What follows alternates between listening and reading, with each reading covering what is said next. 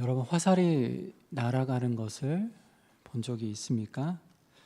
화살은 대략 240km로 날아가기 때문에 실제 화살이 날아가는 모습을 포착하기는 힘듭니다.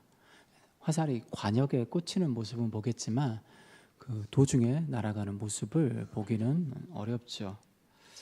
그런데 초고속 카메라로 찍으면 실제 화살이 어떻게 날아가는지를 볼 수 있는데요. 한번 띄워주시죠. 영상을 띄워주시고요. 보셨나요? 자, 집중해서 다시 한번 보세요. 어떻게 날아가나요? 잘 날아가나요? 화살이 일직선으로 반듯하게 날아갈 것 같은데 실제 화살이 어떻게 날아갑니까?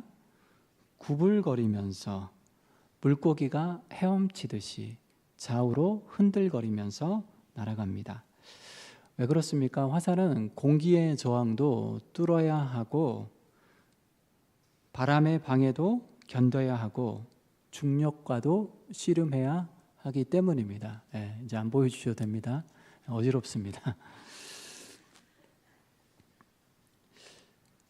이렇듯 궁수의 손을 떠난 화살은 절로 관역에 꽂히는 게 아니죠. 성경에서 일반적으로 죄를 가리키는 헬라어 단어가 하마르티아인데요. 이 하마르티아는 관역에서 빗나가다라는 뜻입니다. 그러니까 죄는 관역에 적중하지 못하는 삶을 가리킵니다. 그렇다면 우리가 적중해야 될 관역은 무엇입니까? 그것은 바로 하나님의 말씀입니다. 우리의 삶이 하나님의 말씀이라는 관역에 꽂혀야 하는 거죠. 우리의 삶이 하나님의 말씀과 일치되어야 하고 하나님의 말씀에 오롯이 포개져야 하는 거죠. 하나님의 말씀과 포개어지지 않는 삶을 죄된 삶, 관역에서 빗나간 삶이라고 할 수 있죠. 2025년 한 해 동안 우리 앞에 펼쳐진 우리의 생애는 과연 하나님의 말씀이라는 관역에 꽂힐까요? 궁수의 손을 떠난 화살이 절로 관역에 꽂히지 않듯이 오늘 우리의 삶도 절로 하나님의 말씀이라는 관역에 꽂히지는 않습니다. 하나님의 말씀이라는 관역에 꽂히기 위해선 그 관역에 맞추기 위해선 우리의 삶도 힘겹게 구불거리며 흔들거릴 수밖에 없습니다. 왜 그렇습니까?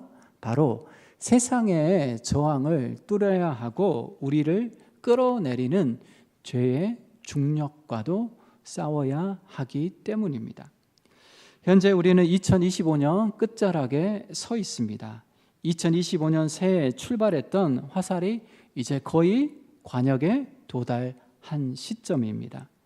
2025년 한 해 우리가 쏜 화살은 과연 하나님의 말씀이라는 관역에 적중될 수 있을까요? 힘겹게 구불거리고 세차게 요동치고 흔들거렸던 2025년이라는 삶이 마침내 하나님의 말씀이라는 관역에 꽂히는 하나님께 적중되는 저와 여러분이 되시기를 축원합니다. 사도행전 21장 27절부터 시작된 사도 바울의 재판 사건이 오늘 본문에서 드디어 끝납니다. 21장에서 사도 바울이 예루살렘에서 체포되죠. 그래서 예루살렘 군중들 앞에서 자신의 입장을 변론합니다. 그리고 천부장 루시아 앞에서도 변론을 하고요. 벨릭스 총독 앞에서도 변론을 하고 베스도 총독 앞에서도 변론을 하고 그리고 오늘 본문에 등장하고 있는 아그리빠 왕, 분봉왕 아그리빠 왕 앞에서도 변론을 합니다. 우리는 앞서 청문회에 소환된 바울의 변론을 살펴보았습니다. 총독 베스도가 지금 바울을 소환한 이유는 무엇입니까? 로마 황제 가이사에게 상소한 바울을 보낼 명분을 찾기 위함이었습니다. 그도 그럴 것이 아무런 혐의도 없이 바울을 로마 황제에게 보낼 수는 없는 거죠. 제목도 밝히지 않은 상황에서 바울을 그냥 로마 황제에게 보낼 수는 없기 때문입니다. 그래서 총독 베스도는 자신보다 유대 상황에 대해서 훨씬 더 잘 알고 있는 아그리빠 왕이라면 혹 바울을 로마 왕제에게 보낼 명분을 찾을 수 있지 않을까라는 기대감을 가지고 바울을 소환합니다. 그러나 여러분, 바울 청문회는 어떻게 끝납니까? 바울 청문회는 결국 바울의 무죄를 다시 한번 확증했던 그런 청문회로 종료되지요. 나아가 바울은 청문회를 통하여서 오히려 예수 그리스도의 복음을 강력하게 선포합니다. 그렇게 보면 여러분, 청문회에 소환된 것은 바울이 아니라 바로 헤롯 아그리빠 왕과 가이사라의 상류층들과 권력층들이 복음 앞에 소환된 것이라 말할 수 있겠습니다. 그러니까 본문의 내용을 자세히 들여다보면 바울을 소환한 것은 분명히 맞지만, 그러나 실은 예수 그리스도의 복음 앞에 가이사라의 권력층들과 헤롯 아그리빠 왕이 소환된 것이죠.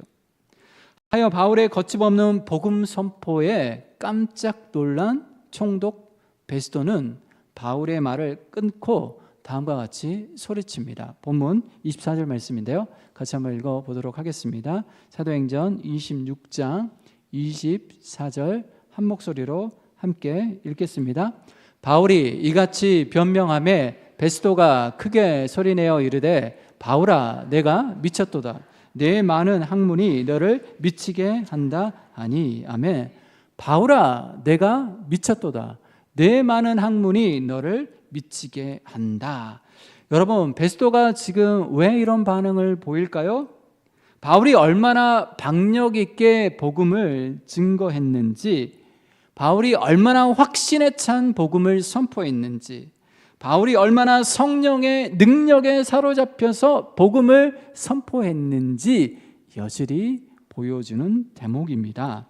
로마 총독 베스도의 눈에는 바울이 선포한 복음이 미련하게 보였고, 그 미련한 복음을 위해 목숨을 건 바울이 미친 사람처럼 보였을 것입니다. 바울이 고린도전서 1장 23절에 기록했듯이 십자가에 못 박힌 그리스도는 유대인들에게는 거리끼는 것이고 이방인들에게는, 헬라인들에게는 미련한 것이었죠. 그러니 이방인이었던 로마 총독 베스도의 눈에는 바울이 선포한 복음도 헛소리, 헛된 소리에 불과했고, 그런 헛된 소리를 저렇게 당당하게 외치는 바울이 분명 미친 사람처럼 보였을 것입니다. 바울은 베스도의 조롱에 찬 반응에 차분하게 응대하는데요. 자, 본문 25절 말씀 계속해서 같이 한번 읽겠습니다. 25절입니다. 시작. 바울이 이르되, 베스도 각하여 내가 미친 것이 아니요 참되고 온전한 말을 하나이다. 아멘. 베스도 총독 각하, 나는 미치지 않았습니다. 맑은 정신으로 똑바로 말하는 겁니다. 바울은 감정적으로 응대하지 않고 정중하게 격식을 갖추어 응대한 것이죠. 이어서 바울은 이제 아그리빠 왕을 겨냥하여, 자, 베스도가 중간에 말을 끊었죠. 아그리빠 왕을 겨냥하여 복음을 선포합니다. 26절 말씀 보십시오. 26절 함께 읽겠습니다. 왕께서는 이 일을 아시기로 내가 왕께 담대히 말하노니 이 일에 하나라도 아시지 못함이 없는 줄 믿나이다. 이 일은 한쪽 구석에서 행한 것이 아니니이다. 아멘. 자, 여기서 바울은 자신이 왜 지금 재판을 받고 있는지, 그리고 그동안 자신이 주장했던 그 핵심 내용에 대해서 아그리빠 왕이 잘 이해하고 있음을 언급합니다. 왜냐하면 아그리빠 왕은 유대교에 깊숙이 관여했을 뿐만 아니라 유대 사정을 잘 알고 있었기 때문입니다. 유대인은 아니지만 그래도 여러분, 헤롯 아그리빠 왕은 유대인의 왕이었기 때문이죠. 그러니 유대 사정에 대해서는, 유대교에 대해서는 다른 사람들보다는 훨씬 더 자세하게, 상세하게 이해하고 있었던 거죠. 또한 바울이 진술한 것처럼 예수에 관한 일들은 어느 한쪽 구석에서 일어난 일이 아니기 때문입니다. 여러분, 예수의 삶은 공개적이었습니다. 예수님께서 숨어서 공생의 사역을 감당한 게 아니잖아요. 은밀하게 제자들을 불러서 제자들을 통하여서 당신이 펼치고자 하는 사역을, 하나님 나라 운동을 펼치신 게 아니잖아요. 공개적인 장소에서 사람들 속으로, 민중들 속으로, 백성들 속으로 들어가 예수님께서는 하나님 나라의 말씀을 선포하셨습니다. 또한 그분의 십자가의 죽음도, 그분의 부활도 수많은 목격자들이 있었죠. 로마 지하 감옥에서 예수님을 처형한 게 아니죠. 모든 사람들이 보는 앞에서 공개적인 장소에서 골고다 언덕에서 십자가 죽음에 넘겨졌죠. 그리고 사흘 후에 예수님께서 부활하셨고 그 부활의 증인들도 실제 존재했습니다. 자, 무엇보다도 여러분, 예수님께서 부활하시고 승천하시고 성령을 보내주심으로 말미암아 예루살렘 초대교회가 태동되었습니다. 그리고 예루살렘 초대교회는 베드로의 설교로 3,000명, 하루에 5,000명씩 회심하게 되는, 급성장하게 되는 것, 폭발적인 성장을 이루었습니다. 이후 예루살렘 교회는 바로 안디옥 교회에 바울과 바나바를 파송하게 되었고, 바울과 바나바를 중심으로 1차 전도여행, 2차 전도여행, 3차 전도여행, 바로 복음이 소아시아를 지나 유럽, 오늘날 유럽, 마게도냐 지역까지 증거된 거죠. 바로 이러한 일련의 사건들에 대해서 아그리빠 왕은 알고 있었고 어느 정도 이해하고 있었기 때문에, 자, 이를 근거로 바울이 말을 이어가고 있는 거죠.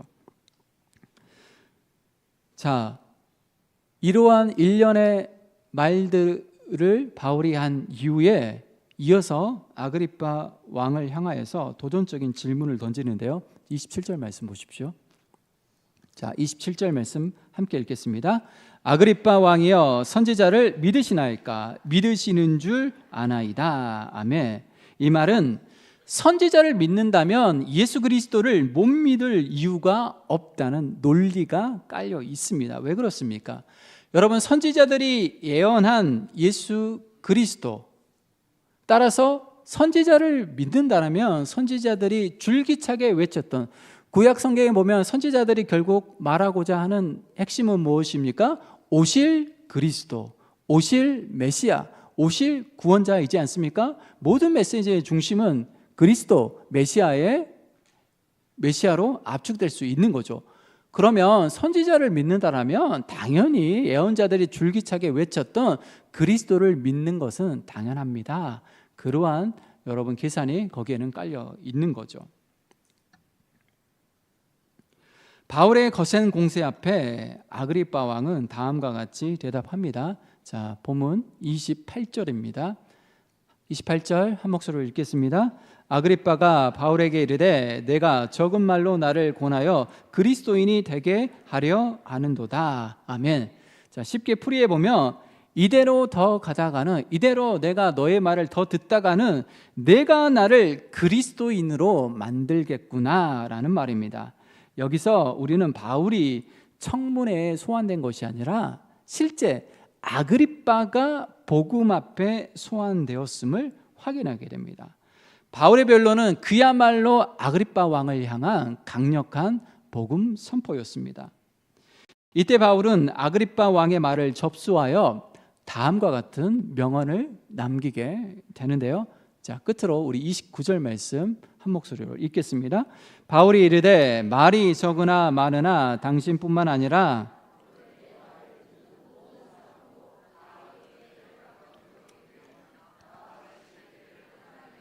원하나이다 아니라. 아멘. 당대 여러분, 가이사라의 최고 상류층들과 권력층들이 모인 자리에서 사슬에 묶여 있는 사도 바울의 최후의 진술을 다시 한번 들어보십시오. 여러분 모두가 나처럼 되기를 바랍니다. 이렇게 결박된 것만 빼고 말입니다. 참으로 힘찬 영적 기계라 할 수 있는 거죠. 얼마나 자유롭습니까? 얼마나 당당합니까? 비록 바울의 몸은 결박되었지만 복음을 향한 그의 열정만큼은 결박될 수 없었던 것이죠. 모든 사람들이 복음에 참여하기를 바라는 바울의 뜨거운 가슴만큼은 결박시킬 수가 없었던 것입니다. 베스도도 아그리빠도 버니게도 그리고 그곳에 참석해 있던 모든 사람들에게도 결박당한 바울의 영혼, 바울의 마음 중심에서 선포되는 복음의 능력은 분명은 모든 이들에게 큰 울림으로 다가왔을 것입니다.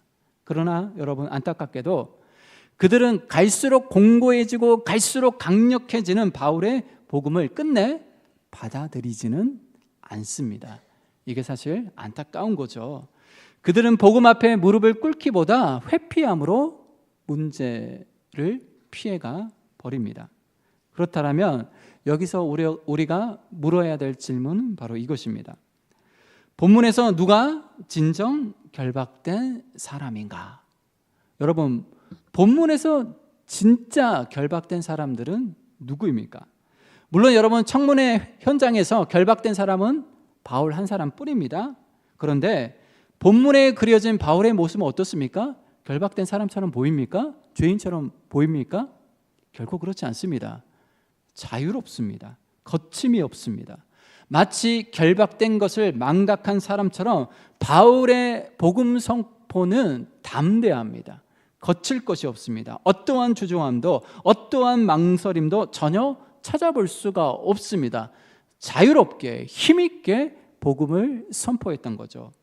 여러분 모두가 나처럼 되기를 바랍니다. 이렇게 결박된 것만 빼고 말입니다. 오늘 저와 여러분 어떻습니까? 우리도 어떤 사람을 만나든지 어떤 상황 속에서도 이렇게 외칠 수 있습니까? 당신도 나처럼 되길 원합니다. 여러분도 나처럼 되길 원합니다.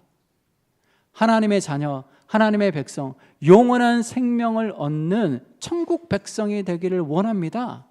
이것이야말로 여러분 복음의 핵심 메시지 아니겠습니까? 반면 아그리빠 왕과 베스도 총독을 포함하여 현장에 있었던 가이사랴 최고 권력층들과 상류층들의 모습은 어떠합니까? 그들은 겉으로 보면 자유의 몸입니다. 겉으로 보면 결박되지 않았죠. 그러나 사실 그들의 영혼은 어떻습니까? 그들의 내면은 어떻습니까? 더 끔찍한, 더 무서운 결박에 묶여있는 사람들이었음을 오늘 본문은 우리에게 여실히 보여주고 있는 거죠. 그들을 결박하고 있는 것은 무엇입니까? 겉으로 보기에는 멀쩡한 것 같은데, 자유의 몸인 것 같은데 사실 그들의 영혼, 그들의 마음, 그들의 중심을 결박하고 있는 그 영적 실체는 무엇입니까? 바로 복음을 거부하고 있는 완악한 마음과 어둠입니다. 한마디로 죄인 거죠. 겉으로는 여러분 결박되어 있지 않지만 그들의 내면은, 그들의 속사람은 죄에 결박되어 있었던 거죠. 여러분, 한자로 죄라는 단어는 그물망자와 잘못을 뜻하는 비, 아닐 비가 결합된 말입니다. 풀어보면 죄란 잘못으로 말미암아 그물에 갇혀 있는 상태. 여러분, 그물에 갇혀 있으면 어떻겠습니까? 부자연스럽죠. 답답한 거죠. 답답한 상태가 바로 한자로 풀어보면 죄의 의미입니다. 그들은 바로 이 죄에 묶여 있었던 거죠. 죄에 단단히 결박되어 있었던 거죠. 겉으로는 자유했지만 그러나 그들의 내면은 부자유한 상태, 답답한 상태에 놓여 있었던 것입니다. 하여 그들은 끝내 바울이 전한 복음을 회피함으로 거부합니다. 이것이야말로 그들이야말로 지독한 어둠에 갇혀 있는 상태라는 것을 말해주는 거죠. 그런데 여러분, 바울이 전한 복음을 거부한 가이사랴의 권력층들, 상류층들, 버니게와 헤롯 아그리빠 왕, 이들만 죄에 묶여 있는 것이 아니라 오늘 우리 역시 여전히 죄로부터 자유롭지 못하다는 사실을 알고 계십니까? 예수 그리스도의 십자가의 보혈로 말미암아 죄로부터 우리는 해방되었지만 여전히 죄의 중력으로부터 자유롭지 못한 것이 오늘 우리의 영적인 현 주소인 거죠. 그래서 여전히 육신의 정욕과 안목의 정욕과 이생의 자랑에 휘둘리고 있습니다. 이것으로부터 자유롭지 못하는 거죠. 그 결과 우리의 삶은 하나님의 말씀이라는 관역에서 빗나가기 일쑤입니다. 하루라는 수많은 화살을 하나님을 향하여, 하나님의 말씀을 향하여 쏘아대지만 결국 육신의 정욕, 안목의 정욕에 휘둘려서 하나님이라는 관역을 마치지 못하고 비껴가 버리는 거죠. 그래서일까요? 히브리서 기자는 우리에게 다음과 같이 고면하고 있습니다. 히브리서 12장 1절 2절인데요. 화면을 통해서 같이 한번 읽어보겠습니다. 이러므로 우리에게 구름같이 둘러싼 허다한 증인들이 있으니 모든 무거운 것과 얽매이기 쉬운 죄를 벗어버리고 인내로서 우리 앞에 당한 경주를 하며 믿음의 주요 또 온전하게 하시는 이인 예수를 바라보자. 아멘. 모든 그리스도인은 믿음의 경주로 부르심을 받았습니다. 그런데 이 땅에서 그리스도인이 믿음의 경주를 지속하기 위해서는, 완주하기 위해서는 반드시 무거운 것과 얽매이기 쉬운 죄를 벗어버려야 하는 거죠. 또한 어떻습니까? 믿음의 주요 또 온전하게 하시는 이 예수를 바라보아야 합니다. 끊임없이 지속적으로 우리를 짓누르고 결박하는 지독한 어둠을 벗어버려야 되는 거죠. 죄를 벗어버려야 되는 거죠. 우리의 욕망과 욕심을 벗어버려야 하는 거죠. 그렇지 않으면 믿음의 경주를 온전히 감당할 수 없는 거죠. 우리가 말씀을 듣고 말씀을 통해 은혜를 받습니다. 도전을 받습니다. 하나님 앞에 결단하기도 하죠. 그러나 여러분, 우리가 결단한 대로 그것이 삶으로 이어지고 있습니까? 이어지지 않는 이유는 뭡니까? 그것은 여전히 죄로부터 자유롭지 못한 우리의 영적 현주소, 우리의 영적 실체가 바로 우리 앞에 놓여 있기 때문인 거죠. 우리가 방심하는 순간, 우리가 틈을 주는 순간 순식간에 우리를 집어삼키는 어둠을 우리는 끊임없이 벗어버려야 하는 거죠. 동시에 우리의 시선을 오직 예수 그리스도에게 고정시켜야 합니다. 죄의 중력에 끌려 땅에 우리의 시선을 고정시키는 것이 아니라, 보이는 것에 우리의 시선을 빼앗기는 것이 아니라 우리의 시선을 들어서 끊임없이 하늘에 계신 예수 그리스도께 우리의 시선을 고정시켜야 된다라는 거죠. 그렇게 할 때 우리 앞에 당한 경주, 믿음의 경주를 힘차게 걸어갈 수 있게 되는 거고, 마침내 이 믿음의 경주를 완주할 수 있게 되는 거죠. 여러분, 떨어지는 사과를 보고 만유인력의 법칙을 발견한 사람이 있습니다. 뉴턴이라는 사람 아시죠? 그를 두고서 고 이어령 선생님은 소설로 떠나는 영성순례라는 책에서 다음과 같이 말한 바 있습니다. 한번 들어보십시오. 뉴턴은 떨어지는 사과만 봤지 사과가 무슨 힘이 있어서 거기까지 올라갔는지를 설명하지 못했습니다. 여러분, 이것이 의미하는 바가 무엇입니까? 세상에는 높이 있는 사과를 떨어지게 하는 힘만 있는 게 아니라는 거죠. 세상에는 중력만 있는 게 아니라는 거죠. 계속해서 들어보십시오. 그 작은 씨앗이 싹을 틔우고 햇빛을 받아 광합성을 하면서 하늘 높이 자라 열매를 맺게 하는 생명력은 중력보다도 큽니다. 세상에는 높이 있는 사과를 떨어지게 하는 힘만 있는 것이 아니라 작은 씨앗을 하늘 높이까지 끌어올려 열매를 맺게 하는 생명력도 있다는 것입니다. 그런데 중요한 건 뭡니까? 중력보다, 떨어지게 하는 중력보다, 땅으로 잡아당기는 중력보다 생명력이 훨씬 더 크다라는 거죠. 이 생명력이라는 단어를 은총이라는 단어로 바꾸어도 무방합니다. 하나님의 은총이 죄의 중력보다 크다라는 거죠. 하나님의 사랑과 은혜가 죄보다 훨씬 더 크다라는 거죠. 그래서 죄가 아무리 우리를 끌어당기지만은, 우리를 넘어뜨리려 하지만은, 우리로 하여금 땅바닥에 기어다니게 하지만, 그러나 위로부터 주어지는 하나님의 은혜로 말미암아 우린 다시 직립하게 되고 당당하게 믿음의 경주를 할 수 있다라는 거죠. 이 사실을 발견한 사도 바울은 로마서 8장 1절과 2절에서 다음과 같이 선포하는데요. 같이 한번 화면을 통해서 읽겠습니다. 그러므로 이제 그리스도 예수 안에 있는 자에게는 결코 정죄함이 없나니 이는 그리스도 예수 안에 있는 생명의 성령의 법이 죄와 사망의 법에서 너를 해방하였습니다. 아멘. 이 세상에는 죄와 사망의 법칙만 있는 게 아니에요. 우리를 넘어뜨리고 잡아뜨리고 우리를 얽매이고 우리를 올가매고 우리를 답답하게 하는 그런 죄와 사망의 사슬만, 죄와 사망의 법칙만이 존재하는 것이 아니지요. 위로부터 주어지는 생명의 성령의 법칙도 있다는 거죠. 이걸 사도 바울이 발견하여서 감격스럽게 선언하고 있는 거죠. 오호라 나는 공고한 사람이로다. 이 사망의 몸에서 누가 나를 건져내랴. 사도 바울이 7장에서 탄식하듯 외친 말입니다. 이 사망의 몸에서 누가 나를 건져내랴.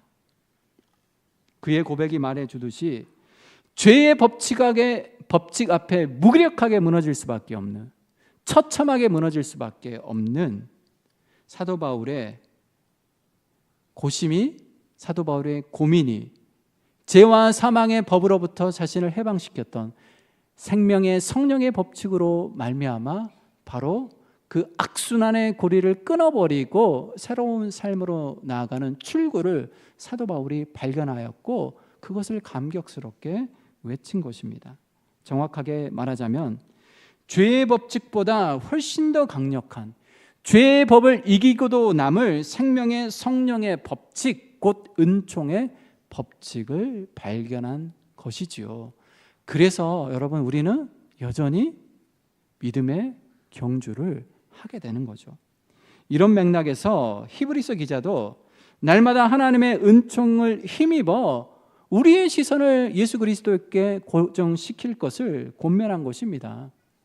더 이상 어둠에 얽매이지 말고 죄와 사망의 법으로부터 벗어나 위로부터 부어지는 하나님의 은혜의 법에 의존하여 늘 우리의 시선을 하나님께 고정시킨 채 믿음의 경주를 완주할 것을 권면한 것이죠. 그렇게 보면 여러분, 죄는 우리를 자꾸 아래로 끌어당기는 힘입니다. 반면 은총은 우리를 위로 이끄는 힘입니다. 죄라는 중력에 이끌려 살 것인가 아니면 은총에 이끌려 살 것인가, 우리는 늘 이러한 선택지 앞에 서 있습니다. 우리의 삶의 자리가 어디에 세팅되어 있습니까? 중력과 여러분 하나님의 은혜의 법, 그 사이에 우리의 삶이 세팅되어 있는 거죠. 죄는 우리를 끊임없이 아래로 끌어내리려고 합니다. 하나님의 은총은 끊임없이 우리를 일으켜 세우려고 합니다. 그 사이에 우리의 삶이 끼어 있는 거죠. 그러니 우리의 삶이 어떠하겠습니까? 우리의 삶이 위아래로 좌우로 구불거리며 요동치며 흔들거릴 수밖에 없는 거죠. 우리는 반듯하게 날아가고 싶은데 반듯하게 날아갈 수가 없습니다. 중력의 법칙과 하나님의 은총의 법칙 그 사이에 우리가 끼어 있기 때문이죠. 그러나 중요한 것은 무엇입니까? 중요한 건 뭡니까? 흔들거릴 수 있죠. 구불거릴 수 있어요.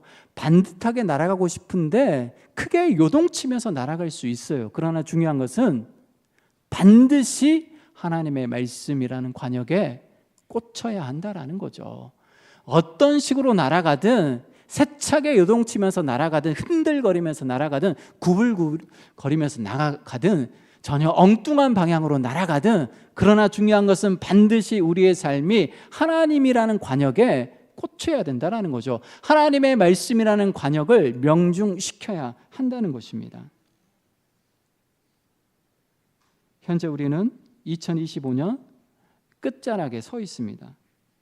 2025년 새해 출발했던 화살이 이제 거의 관역에 도달한 시점에 이르렀습니다. 여러분, 우리가 쏘아 올린 2025년 우리가 쏘아 올린 이 화살은 관역에 적중될 수 있을까요? 아니면 빗나가게 될까요? 아주 중요한 시점에 놓여 있는 거죠. 긴장되는 시점에 놓여 있습니다. 두렵고 떨리는 순간입니다.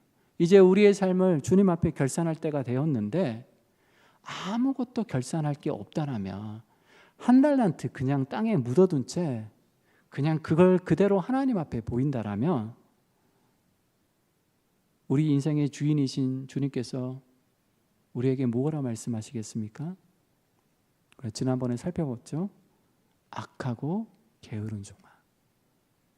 하나님 앞에, 예수님 앞에 우리가 이러한 책망을 듣는 것이 아니라 잘하여도다 착하고 충성된 종아, 주님의 칭찬과 인정을 받는 저와 여러분이 되시기를 축원합니다.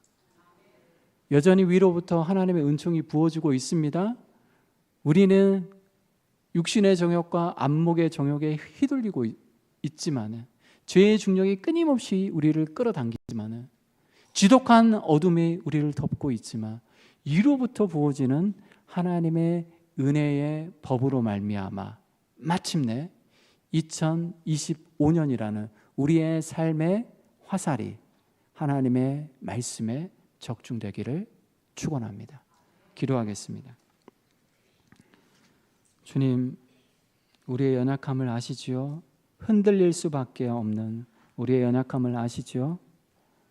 끊임없이 육신의 정욕과 안목에 휘둘리는 우리의 연약함을 아시지요? 그러나 위로부터 부어주는 하나님의 은혜가 있기에 오늘도 우리가 앞으로 전진할 수 있음에 감사드립니다. 마침내 흔들거리지만 마침내 구불거리지만 마침내 심하게 요동치지만 마침내 하나님의 말씀이라는 관역에 적중될 수 있도록 은혜 베풀어 주옵소서. 거룩하신 예수님의 이름으로 기도드리옵나이다. 아멘.